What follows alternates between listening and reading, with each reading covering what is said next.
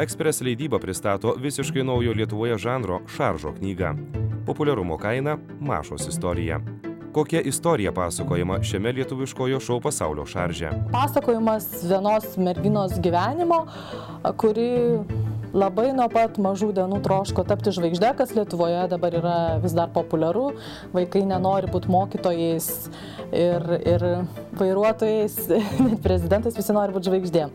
Ir čia, sakykime, labai paprasta kalba, visa išdėstyta, sakykime, ta virtuvė mūsų lietuviško šou pasaulio, kaip tai daryti ir kad tai norint, tai galima padaryti labai elementariom priemonėm, tradicinėm.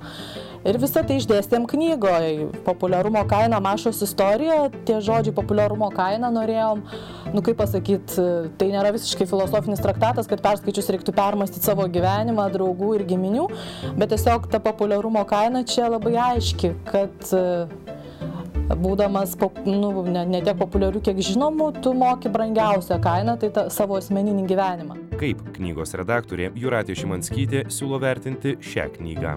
Tai jeigu taip visai trumpai ir aiškiai pavadinčiau, Nėr čia ko slėpti, tai yra bulvarinis skaitalas, kuris vasarai ypatingai tinka, kai nesinori galvoti apie jokius labai rimtus dalykus. Tai yra tiesiog šaržas, kurį mes siūlom žiūrėti, kaip ir bet kurį šaržą su šypsena.